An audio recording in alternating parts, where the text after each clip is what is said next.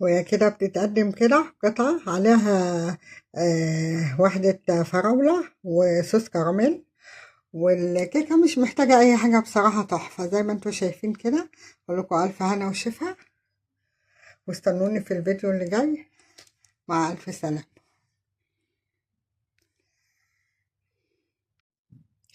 السلام عليكم. ازيكم حبايبي، عاملين ايه؟ يا رب تكونوا في أحسن صحة وأحسن حال. هنعمل النهاردة حاجة حلوة. النهاردة الخميس وعيالي جايين، نعمل بقى ايه؟ بسيسة، كيكة بسيسة. معانا المقادير بتاعتها هنا. أول حاجة معايا كوبايتين ونص دقيق، كوباية دقيق ذرة وكوباية ونص دقيق عادي. النص بقى نص ذرة زي ما انتوا شايفين كده، يعني ربع ذرة وربع دقيق، يعني كوبايتين ونص، نصهم دقيق أبيض ونصهم دقيق ذرة. ومعايا كوباية سكر، ومعايا كوباية سمنة أو زيت اللي عندك. معايا 3 بيضات، معايا لبن رايب، معايا هنا معلقة نشا، معايا بيكنج باودر ومحسن كيك وفانيليا.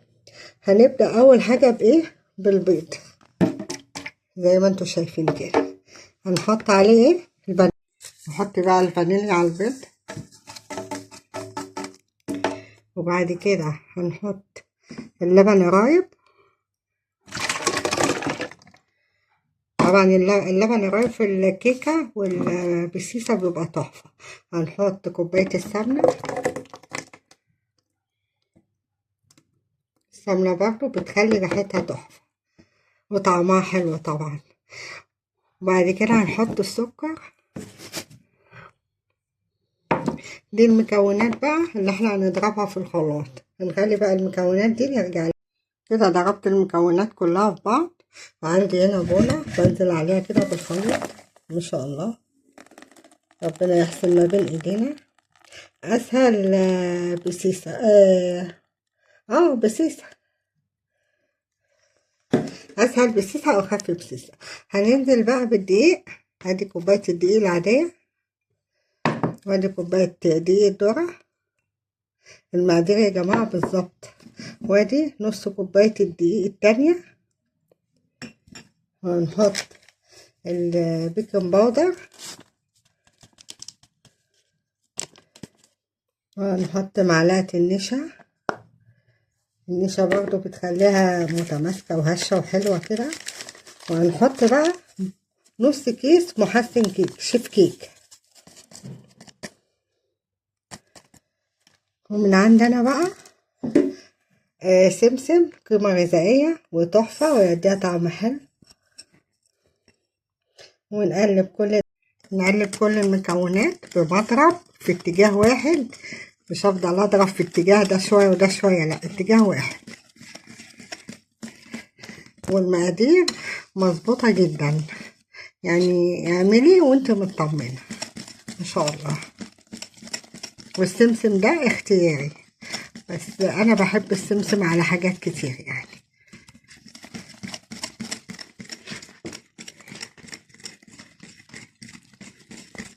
شايفين ما شاء الله. وطبعا مش لازم بقى تعملي البيض لوحده مع الفانيليا وتعملي واحدة واحدة، لا، هو كله مع بعضه في الخلاط. سكر، لبن رايب، لبن عادي، كله في الخلاط مرة واحدة وما بيحصلش حاجة. ودلوقتي هشوفوا الكيكة هتطلع ناجحة وجميلة كده. خلصنا الكيكة بتاعتنا كده. عندي بقى طاجن زي ما انتوا شايفين كده، دهناه مادة دهنية اللي انت عايزاها يعني. بنزل عليها بالخليط كده بتاع الكيكة. ما شاء الله.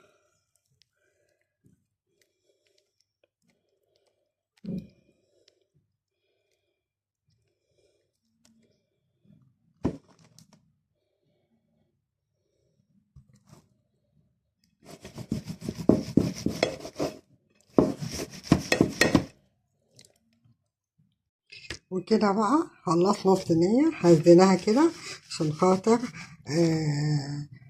تملى الصينية وتطلع الهواء اللي فيها. طبعا انا مسخنة الفرن بقالي 10 دقايق على 160. طبعا كل واحدة عارفة الفرن بتاعتها وعارفة السخونة وكده.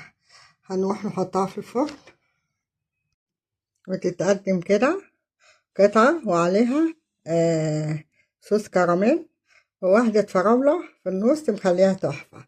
هي شكل الصينية كلها تحفة. وأقول لكم ألف هنا وشفا، والسلام عليكم. استنوني في الفيديو اللي جاي.